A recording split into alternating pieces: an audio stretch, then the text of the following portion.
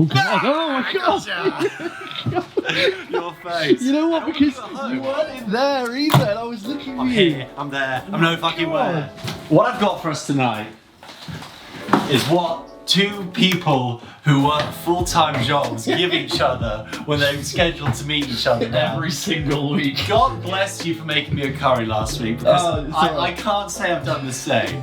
All I can say is that we had a really good time with that Reuben sandwich, didn't we? Now, I'm not going to give you Reuben sandwich. Yeah, you like the sandwich? Yeah, you like this? I've never made this before, by the way. Oh, great. So, we've just hit the tip of the iceberg with the sandwiches, okay? Yeah. And there's another classic sandwich we haven't had, which okay. of course is the tuna melt. Ooh. Which is not as easy as it sounds. It's so much more. It's not just tuna in a sandwich and toasted. Are you mad? It's much more than that, as I will explain. It's gonna be crisps and hummus soon. That's what it's gonna get to.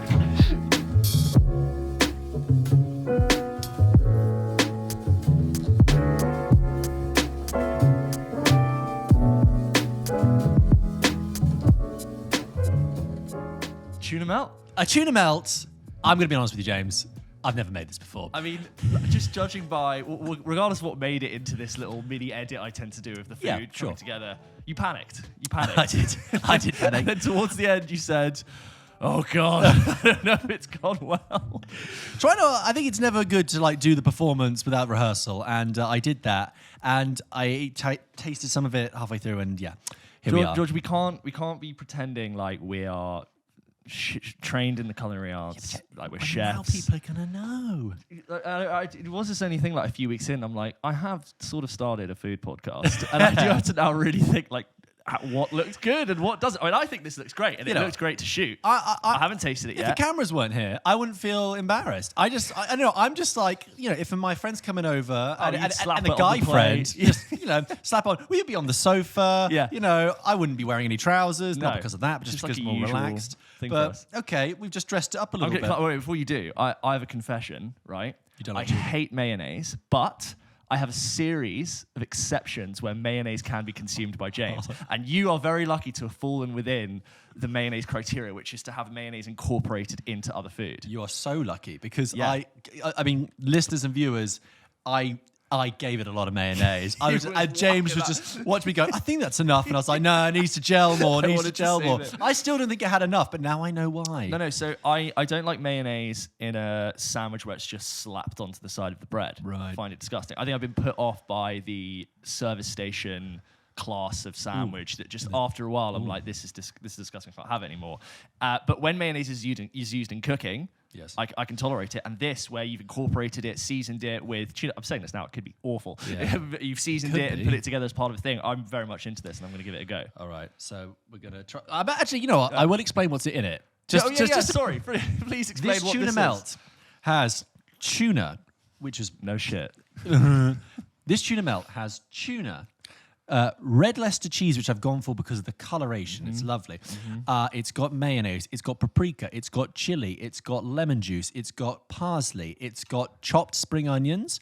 It's been buttered on both sides. It's got lovely Italian toasting bread and served with a side of crinkle-cut crisps, as you would find in your average diner. Expertly toasted by the patent-pending Pulp Kitchen toasty maker. I don't have a retort for that. I mean, it really is. It really is our third member Check of the out our team. merch store. We'll have one out soon. Great. I'm going to go for it. Aprons. Aprons. You don't have to huge. put this in, but aprons, t-shirts, mittens, pulp and kitchen.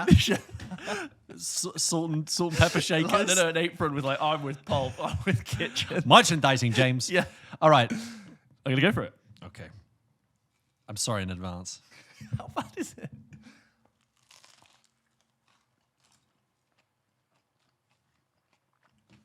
I like that.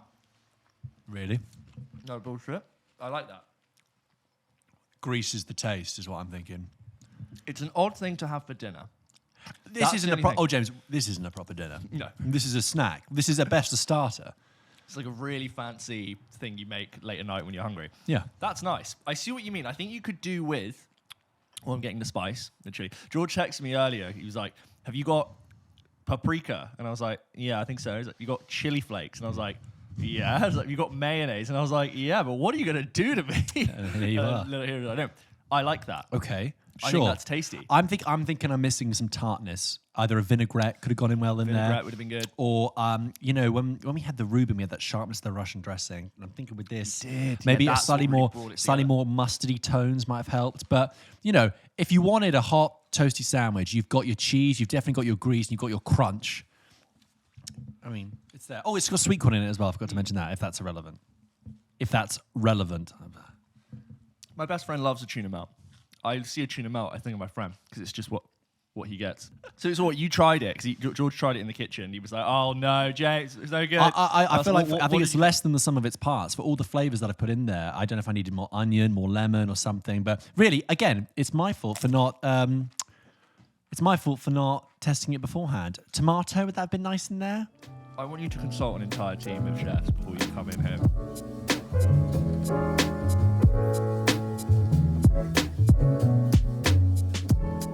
So this week, George and I once again went to go see the big movie of the week, or last week really, because that's when it came out. But we went to go and see Dune. On Saturday, we went to go find the biggest IMAX cinema we could at the BFI and IMAX. We had a whole plan to do kind of what we did for No Time to Die, which was turn up like a good 45 minutes to an hour early, sit down, talk about, where we were coming into this. And it was just torrential rain, the heavens open. Yep. George calls me up. He's like, "I'm not going to make it. We're not going to do a pre. I'm going to meet you basically going into the cinema." Yeah. Scrap the plans for the pre. We're a mess. We go in, we see the film, we come out. It's a little bit grey and hazy. It kind of starts to rain, but I'm also a bit of a mess this week. I had brought the camera. I didn't bring the right cable to connect my microphone that would split two audio things into the cable. So then I go, okay, well, I'll just use this extra microphone I stick on the top of my camera to get pretty clean sound. Yeah. Obviously, I set it up, but I don't actually put that cable in to record the audio, and that's after I realized we've recorded our thoughts. So we did record our raw impressions of the movie Dune. I'm sorry for there's a little bit of wind noise. It also sounds a little bit like there's a swarm of bees feasting on a carcass somewhere. But yeah, if for some reason you haven't been paying attention to this movie, this is Dune. It's based on the novel written by Frank Herbert. I'm not sure. It's based on a novel by someone called Frank something. Yeah. It's directed by Denis Villeneuve, who most recently has directed Arrival, Blade Runner 2049, Sicario. Prisoners, Sicario. This film stars Timothy Chalamet, Oscar Isaac, Rebecca Ferguson, Stellan Skarsgård, Jason Momoa, Josh Brolin. I've done quite well. Charlotte Rampling. Yeah. And Dave Bautista. Dave Bautista, yes. Nice. Okay, we got there. So if we mention any of those, that's who we're talking about. This film was shot on IMAX. I'm so glad we did see it on IMAX, but we'll get into the review. So here we go. You're about to hear... Wait, no, I'm going to say something else for you guys. Go for it. Here's the gist. Oh, yeah, it's the set. plot. Yeah, sorry. It's a space epic set in the year is like 10,971. It's not the last duel. How to summarize this film succinctly? Essentially, you live. It's set in a universe where there are great houses that rule across the galaxy. It's a kind of Game of Thrones in space vibe. Yeah, to it, sure. almost. So House Atreides is our hero's house, where Timothy Chalamet is the son, Oscar Isaac is the the main figure. They are tasked by the Emperor to consort and rule over Arrakis, this desert planet, which has a very valuable content called spice. It used to be occupied by the Harkonnens. And they are brutal people, but they disappeared. They left the planet. And there's intrigue and there's mystery. Cue, lots of shots of space, lots of huge bits of score. Yeah, and lots of bits of machinery and grunting and groaning. Anyway, it's space, it's sci-fi, it's Dune. You go big, we went big, went to the IMAX. Here's what we thought. Okay, so George, we just came out for the screening of Dune. We're back on our geography school trip. Close. We've thankfully found a time where it's not pouring with rain. We just went to go see Dune. George, your raw thoughts, what do you think? Okay, well, I had a really stressful journey getting here. Really, really stressful. George was late. I We will weren't meant to say, do pre-thoughts. I think We one of couldn't the biggest compliments to the film I can say is I really do feel like I've been somewhere else. I really do feel like I've been in another universe and another place, which is great. It is spitting with rain. But I really think visually so striking, as with all of Denis Villeneuve's films. I thought when I was watching it, I was like, this is a bit like Blade Runner 2049. It's quite heavy, quite dense. You can see the DNA in that so much. But like that heavy density, I'm like, sometimes it's good, sometimes it doesn't work for me. So, but on the whole, I was like, oh, Jesus. And then also, I was like, I feel like I've watched the first half of the series actually, there was a definite moment when I was watching it and I was like, and that would be the end of episode 1, and that would be the end of episode 2. So I think I've watched like 3 episodes. Do you think it worked as a film? I think for the most part, yeah. I think the third act is kind of actually climactically maybe slightly unbalanced with the way it ends, particularly with the events in the middle. But there are some really striking moments in there, and there's one particular moment of a confrontation, which I'll be able to talk more about, I think, later on. That I found like, oh god, yeah, this is really terrifying. Oh god, yeah, this is really exciting. Yeah. So you know what? I'm good. This is a lot to stew on. I'm really intrigued. I think we've seen something really new, and I felt like it was building like a new visual like mythology. I need to stew on that one. I think I really agree. That was definitely a really intense experience that I overall enjoyed. I totally think that I saw so many really cool things I've never seen before, or at least done in that way, or presented in that way. We're talking about like a visual language that feels new and fresh. Still very much saw the DNA of Denis Villeneuve, Blade Runner 2049. But having gone in with no expectations for, well, I'd heard good things, but no expectations of what I thought Dune was. Hadn't read the book, hadn't looked into what the plot was. Really enjoyed just taking in this brand new world with eyes wide open. We saw it in the biggest screen we could find in IMAX, which I'm so glad we did. There are a couple of jaw drop moments where I was like, visually, I've not seen anything like that before. You want every inch of your eyeballs to be immersed in this world, and that's what the IMAX gives you. You'll definitely finish this going, okay, so that's definitely part 1 of a story. You can't ignore the fact that is a full stop midway through a story. If I'm thinking about the other films I've seen which have done that kind of hard stop, I think about the first one I went to go see Lord of the Rings, where it just fades out and you're like, okay, well clearly there's another adventure happening. So it almost feels like I have a hard take on how good is Dune. I feel like I do want to see the second part and go, how does the story end, what does it go? So my main thought is like, really impressed, do it again. Yeah, I think it was impressive. You definitely had its clear identity, clear vision of what it wanted to do. I think there's no moment in there where I thought, oh, that reminds me of something else. That, it clearly wanted to strike out on its own. And I think it's going to stick with me a while. But it's, it's a very heavy, immersive experience. It puts you under. Really great performances. Again, like striking imagery. I thought Timothée Chalamet was good, maybe a little bit pouty if I was to criticise. Oscar Isaac. The thing is about Timothée Chalamet is that he is meant to be playing like sort of kind of slightly bratish, slightly like moody teenage. 15 years old. Okay, well, they don't say that in the film, so I don't have to believe that. But he's going to be that sort of like adolescent, angsty, young, coming of age kind of person, and he kind of has that persona going into it. So the fact he's kind of, a little bit. I don't know. It kind of worked a little bit. I mean, I don't know how you get Timothée Chalamet's face from Oscar Isaac and Rebecca Ferguson, but sure, okay. I think on the whole, Oscar Isaac always sort of all the cast and song being rained on. Those are all thoughts. Those are all thoughts. Glad we saw it at the IMAX. Yeah, oh god. The weather is forcing us away. It's the dustiest film you'll ever see. It's like they just emptied a Hoover just after. I was saying I got thirsty watching it. Yeah. It's the whole thing about how the water will be sapped from you by the environment they're in, and I was like, right, I'm going to digest it though. Yeah. It's big. It's kind of made my head ring a little bit. So going back to future George and James, who've had a few days to think about what they really think. Tell us what you think, guys. These were the raw opinions. Back to the studio. Thank you very much, past James and George, for handing it over to future James and George, or present now, time. So George, it's been 3 days since you saw it. How do you feel now? What are you've had a chance to sit on it and really think about whether or not this film worked? Okay. I think what you hear in that clip first is us really grappling with what we've seen, because to digest that film takes a good amount of time, which is good while we're giving this reaction now. I think I actually have slightly mixed views of Dune. I think on the whole, it's positive. But I am actually, it almost seems churlish not to be positive, because there is such an overwhelming grandeur and scale to this film that I respect and admire and love. But I think when watching it and going into it and experiencing it, I thought what I'm seeing is an A+ film. And I think actually what it is more of like a B+ film.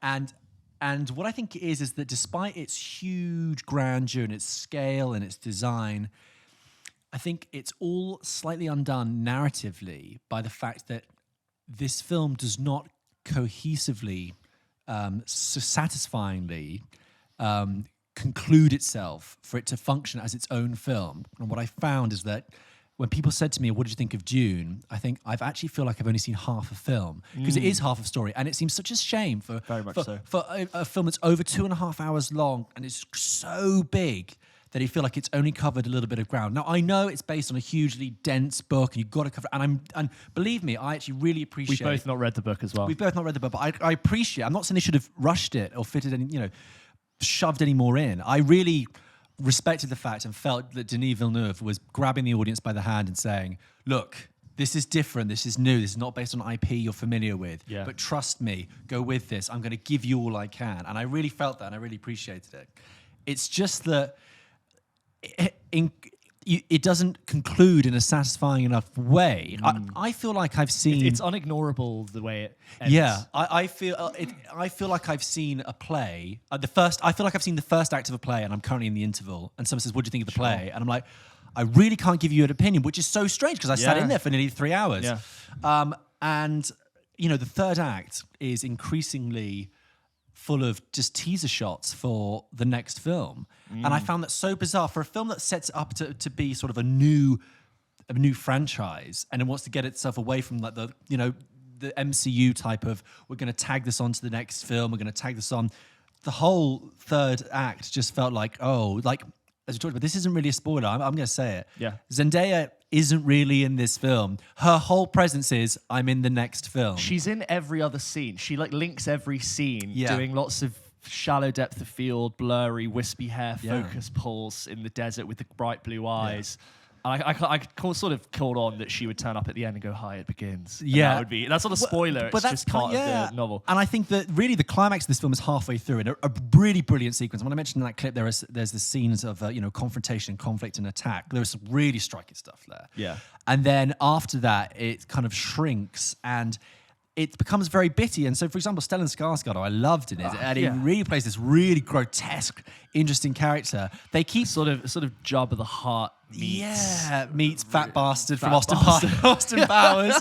That's exactly what And there's a scene where and they kept cutting away with it to another scene and cutting back, and I thought, just give me this now. Stop cutting and teasing ahead. So, but I also respect the film, and I don't want to be like churlish to say, "Oh well, you've gone to all that trouble and you haven't satisfied me for that bit there."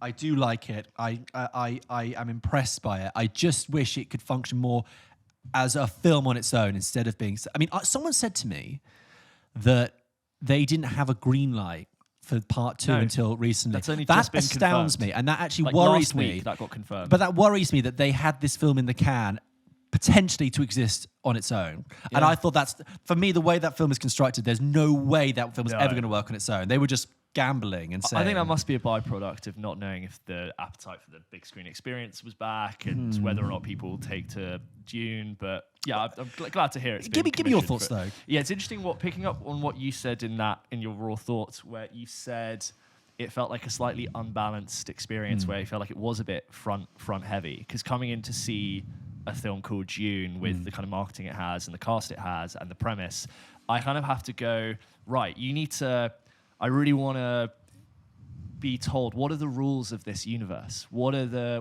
law? What is the politics? What is all of that? And I actually think it does a really good job of setting that up, and it has a good way of not doing too much voiceover. There's a little bit in the beginning, and the rest of it is all done by characters and scenes and tension, and you can tell the bad people are in the evil place and the good people are there.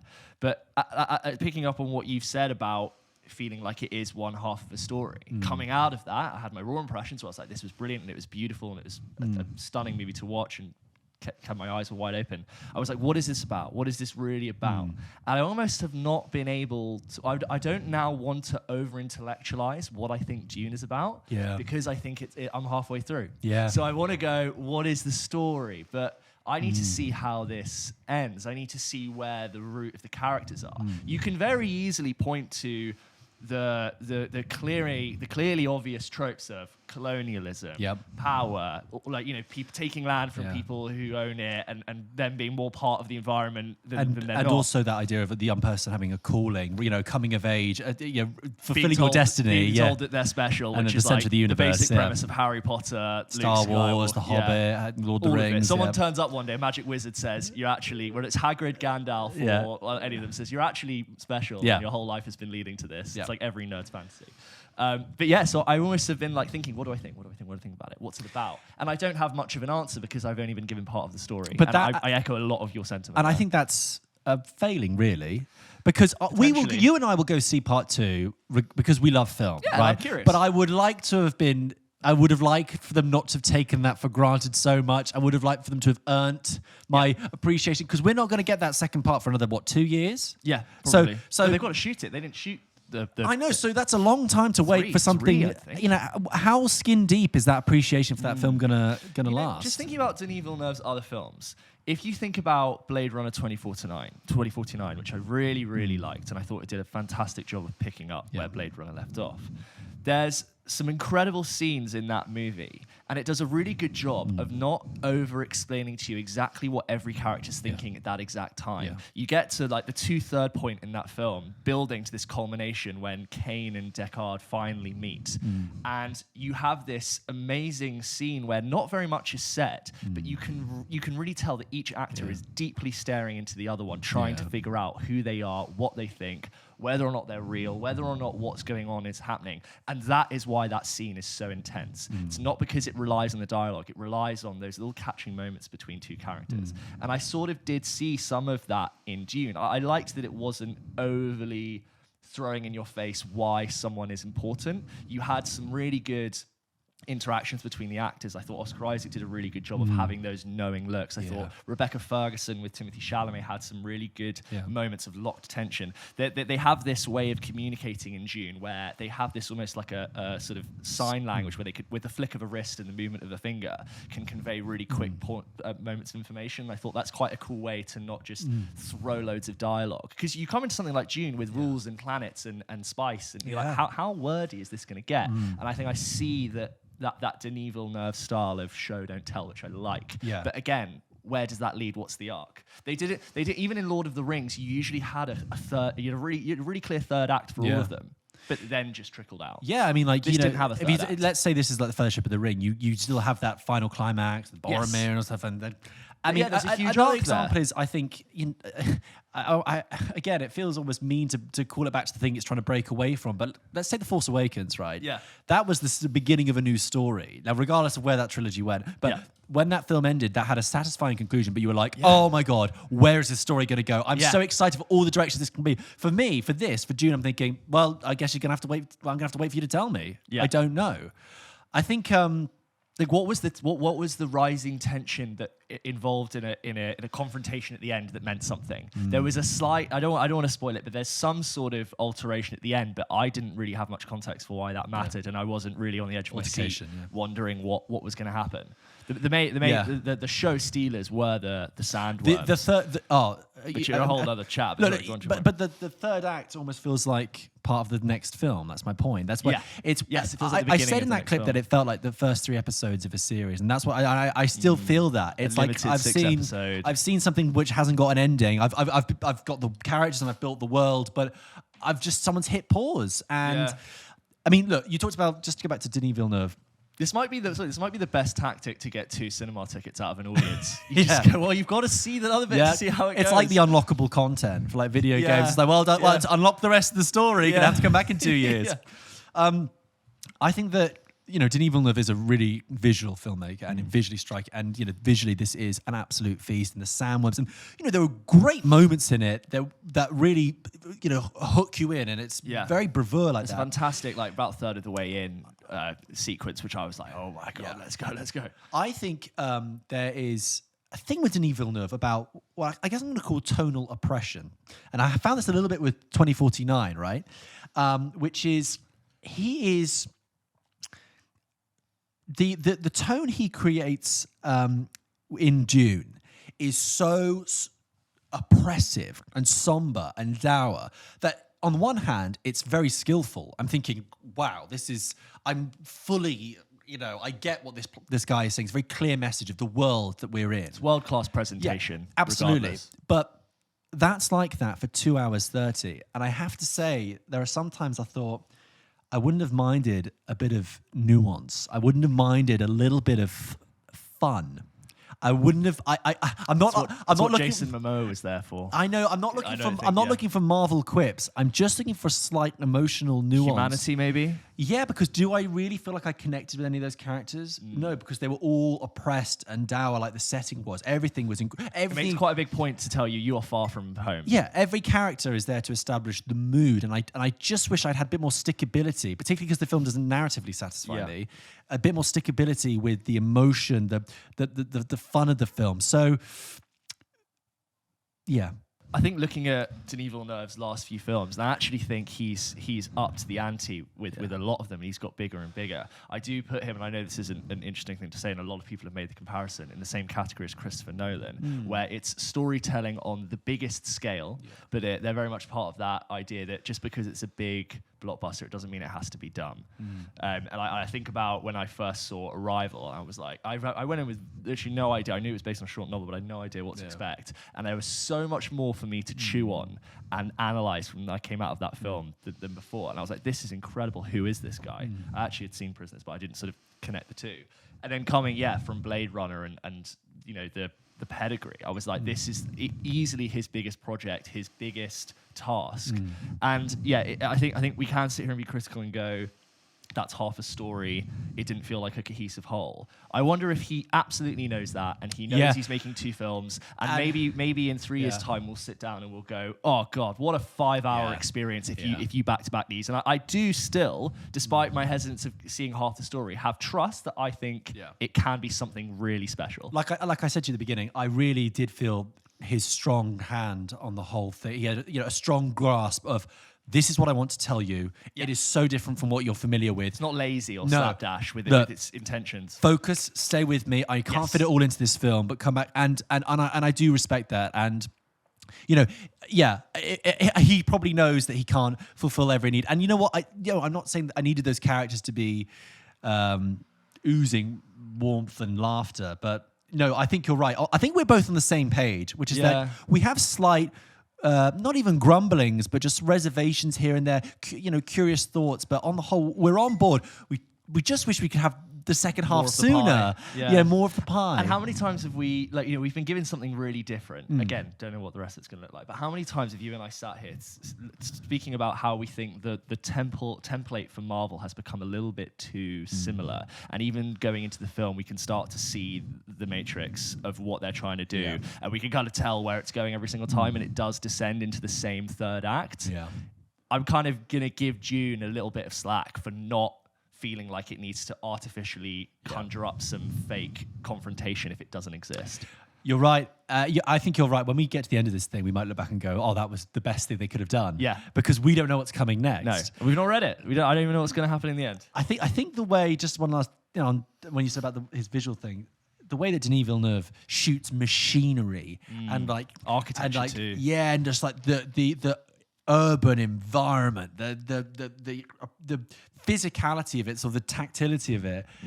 Yeah, and that point I said in the film when I said I think it's like trying to build a new visual mythology. Now, I don't really know what that sentence means, but it sounds correct, because what I mean when I was watching it, I was like, the images and the settings and the design of this, I mean, we've all seen science fiction films before, but this feels very unique to this story, and I'm really appreciating it. I've not seen anything like that before. It reminded me of like when, it must have been like when people watched Alien for the first time, and they were like, oh, this isn't Star Wars, this is very specific to it. And Blade Runner as well. It's like, you've given me a clear vision here. So, I mean, like Blade Runner, how many people have based their interpretation of science fiction off what Blade Runner said? Like even Star Wars with Coruscant went to copy what Blade Runner did with the megacity. But I genuinely believe that Dune could easily be a footprint for what lots of other people and writers base their science fiction off of. So I'm going to hand over now to George and James in 2 years' time.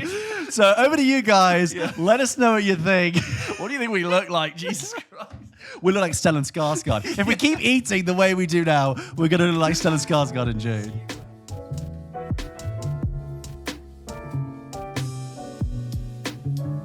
George? Yeah? Today's game is really, really simple. Does that mean dumb? Does that mean it's really, really dumb? Yeah, you'll let me know. Okay. I'm thinking of a film. You have 20 questions. You may begin. Okay. By the way, so I've got the film's Wikipedia page just in case you start asking me some very gritty date stuff. Oh, no, I'm ready for it. Yeah. Oh. So yeah, I'll keep track of the questions. Yeah.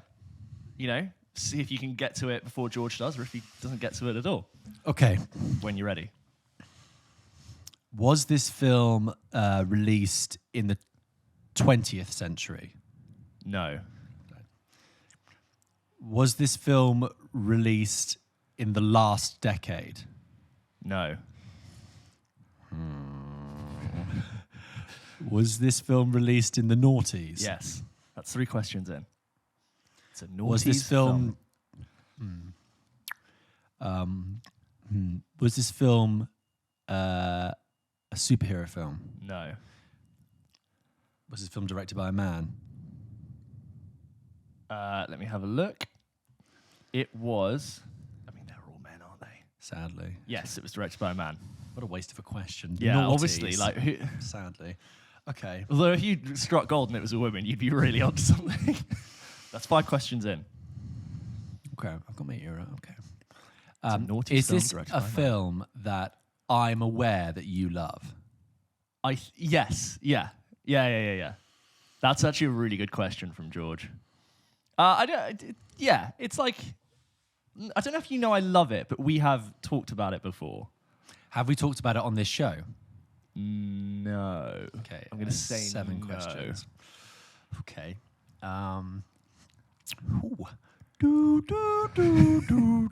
So George knows that this is a film that came out in the noughties. It's directed by a man. Did this film win any Academy Awards? I'm going to say no, but I will check. It did not win mainstream Academy Awards, no. Okay. Not win what we would call, like, Respectable Oscar. ones. Yes. Lots of films win awards, but yeah. Yeah, I've got to have the Wikipedia page open for this. That's 8 questions.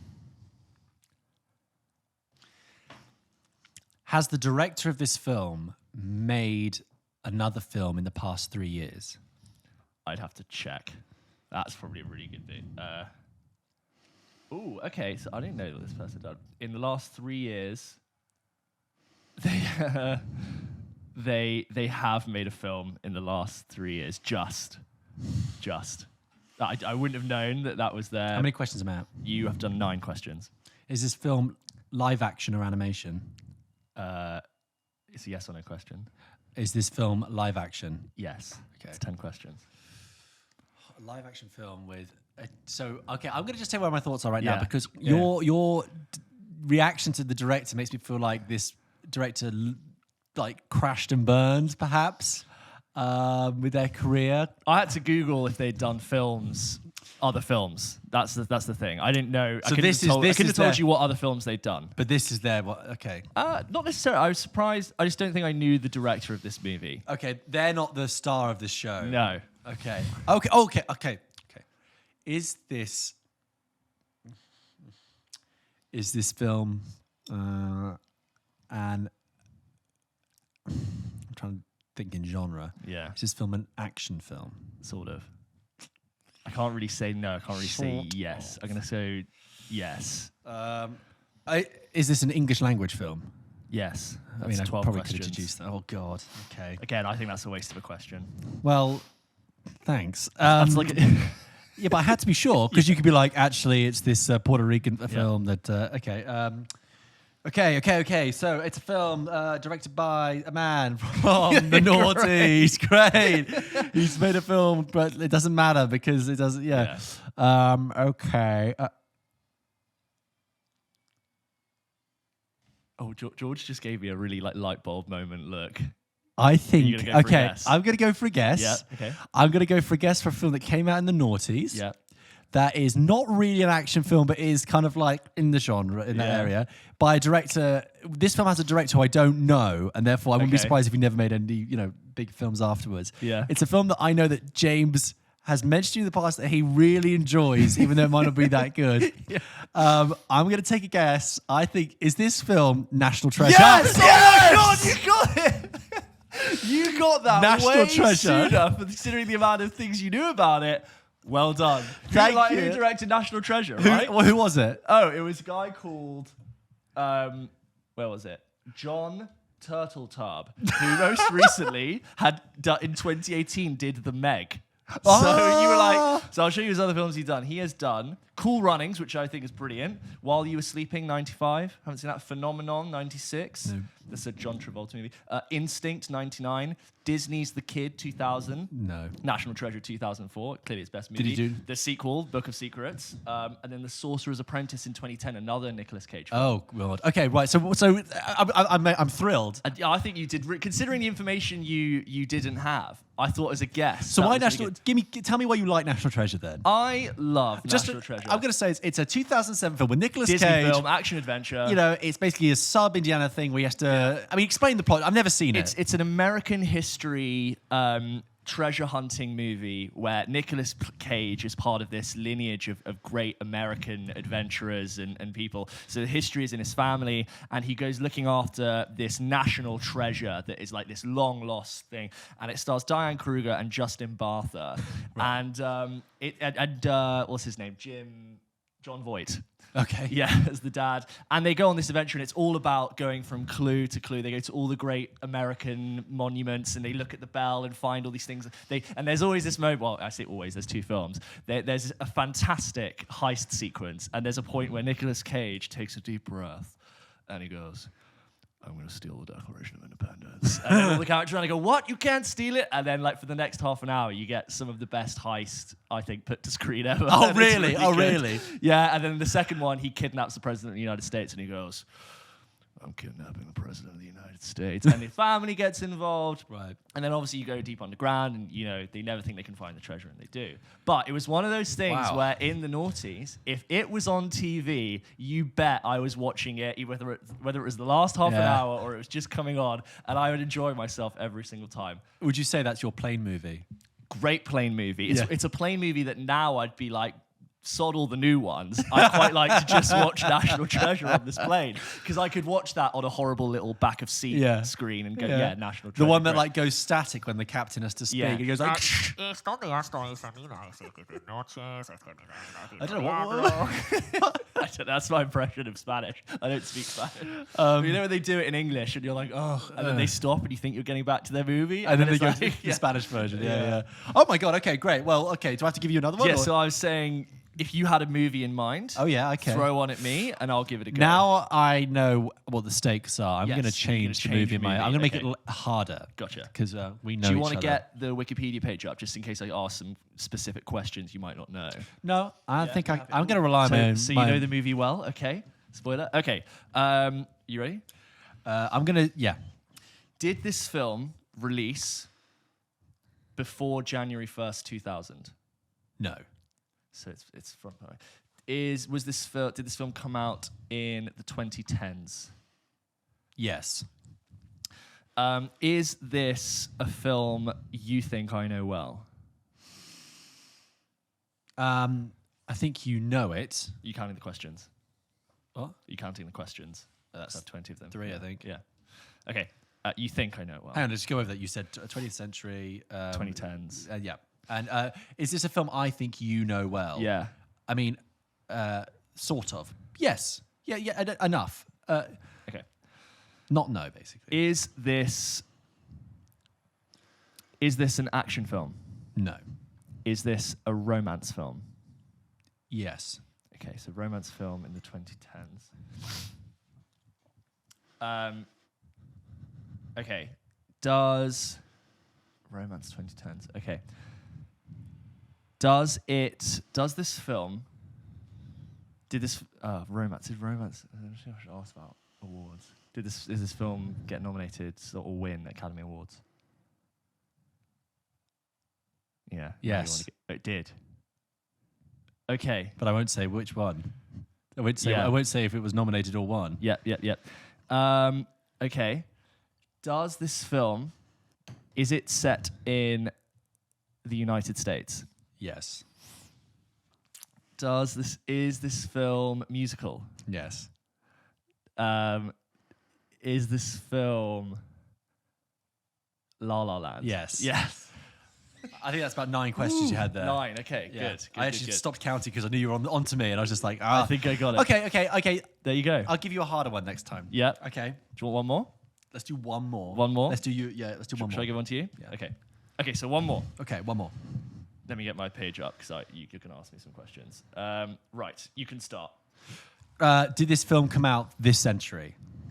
No. Did this film come out in the 90s? No. Did it come out in the 80s? Yes. That's 3 questions. 3 questions. Is this film... I'm still really impressed with National Treasure. Thank by you. the way. Is this film part of a franchise? Yes. Is the franchise, for all intents and purposes, still going? Like, has a film related to that film been released in the past 5 years? No. Good question, though. Is this film about time travel? Yes. Is this film Back to the Future? Yes. God, that was good. That was 7 questions. I You win. win. You suck. Wow, okay, so we need to get more niche. Because Or I just maybe more thought, famous. okay, if you go to Yeah. the 80s and it's part of a franchise, okay, that narrows it down. But I'm if franchise is- shocked they've not brought that back, considering they're It's on the really stage. everything back. Oh right, yeah. Yeah, it's sorry, on it the- is on the stage. You're yeah, right. yeah, it's on stage right now. Okay. Of course it is. Okay, Yeah. so I think so. I got 7. No, 7. You got You're- 9 before that, and I got Yeah, 1 before 13. that. Even though 13 was more numbers, I think with National Treasure I kind of win. I mean, think the guess of National Treasure was. I was will. Really good. I'm going to find some obscure films Yeah. that you may have heard of, so it's fair. But I'm gonna. Did gonna you rinse get you. them before us? Yeah, let us Oh, know. yeah. Let us know. Great. Well, there you go. What was the last one? Back to the Future. Are you a Back to the Future fan? I don't mind it. Yeah. I think it's fine. Yeah. I know some people really love it. And I'm like, I have a passable time, but I can't say like it really sets me alight. It's a bit like I have with Ghostbusters. I'm even less favourable to Ghostbusters. Like, I'd say I'd put Back to the Future above Ghostbusters. yeah, I agree. There's more layers in Back to the Future about like, he just wants to be a rich kid and like. I watched Back to the Future Yeah. is so weird as a film, like Yeah, it the is concept pretty when you odd. think about it. But the fact that it runs so normally and is so beloved, I think is quite wonderful. I remember watching the first one and I was like, oh my god, maybe this is like my favorite series of films ever. And then I watched 2 and 3. This is like as a kid, and I was like, eh. I haven't seen the other 2 and 3. Oh yeah, you didn't see. Back to the Future. When I got my first paycheck or pay slip, as we should say, because we're in Yeah. the UK. When I was 16, when I first started working my proper job at a supermarket, I Waitrose. went. Thank you. Yeah. Sponsor us, maybe. I went, and the first thing I bought was the 25th anniversary box set of Back to the Future because Yeah. it happened to be out, and I was reading Empire magazine at the time, and I just got sucked into, and I'd never seen any of them, so I was like, great. And Were you just panicking? Like, I have money. What should I spend it on? Basically, What's my first and purchase? I still have that box set, and I still haven't seen the other 2 films because I watched the first one, and I was like, that is good enough for me. Thank you. How much did the box set go for? In 2010, I don't Yeah. know. All I know is that in Back to the Future, he sets the clock at one point for 2010, and I was like, that's the year I'm in right now. I went through a phase young where I was like, I'm gonna be that Blu-ray guy. I'm gonna start like collecting my list of Blu-rays. I'm gonna have a shelf with all my favorite. Yeah, sure. It's expensive. It's really expensive. Yeah, like Yeah. I did that at the same time. Tragically, that you could just start buying everything digitally. And Yeah. why did I want to load stuff into my Blu-ray player when you could just get it on Apple? Everything else. It's very sad. Yeah, I'm recently been suckered into the Criterion collection, which is like, Yeah. and not to name check a specific brand, but it's like art house films presented on Blu-ray with lots of special features Yeah, and stuff. yeah, yeah. And I agree, it's like collecting vinyl. It's just like Yeah. after a while, like, That's it, that is what I'm it is bankrupt. now, yeah, you need a thing that has discs in it to play it. Yeah. You So- know, we grew up in the age where it was the transformation from physical to digital. Yeah. Like, do you remember we spent a lot of our time ripping CDs onto iPods? Yeah. We were in that phase Yeah. where we had the physical, but it was Yeah. all about putting it on the digital. That's like what we Yeah, that's what existed we in. know. We have one foot in the physical world. in A the really nice way to tactile spend world. like a school night would be to making playlists on iTunes, ripping Yeah. stuff, putting it into it, just taking software. And then when that age Kids was don't do over, that now. it was going onto YouTube and ripping the MP3 from yes, the YouTube music to video. MP3, yeah. Just one thing back to the film a second. Yeah. Just on talking about Ghostbusters. I've said this to you a couple of times when we've been in the cinema and we've seen the trailer, Yeah. but who the hell is Ghostbusters Afterlife for? We've had this. We've got no idea. This is the 3rd Ghostbusters film that's coming out. It's got Paul Rudd in it, and the fourth. it's the 4th if you count the reboot, the failed reboot in 2016. Well, no, Ghostbusters 1, 2, 16. This one, that's 4. Yeah. You said it's the third Ghostbusters film. Yeah, but the third canonical, third canon Ghostbusters film, if you get me right. Oh, I see. Right. Yes, Okay. course. But Yeah, anyway, yeah. and every time I see that, I just think I'm like, who in this day and age is excited about Ghostbusters? Because they did the trailer. That film came out 35 years ago. And I'm sure there's some people who love it, but I don't anecdotally hear, as someone who talks about films quite a lot, people talking about, oh, but do you remember Ghostbusters and how good it was? No. I don't hear it. But they cut that, it's for Ghostbusters Afterlife, they cut the trailer beat for beat the exact same as they did the Force Awakens trailer, to the point where they used the same font. And I'm like, I can see what you've gone to the school of, let's play on the nostalgia and add little hints of what was before. Yeah. And I was watching the trailer and I could just hear in my head like Han Solo's voice of like, the Sith, the Jedi.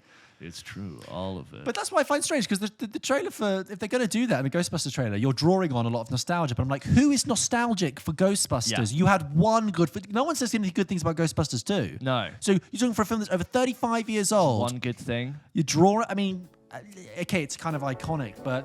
There's a pretty good Xbox 360 game that came out in 2008. Other than that, it's been dormant.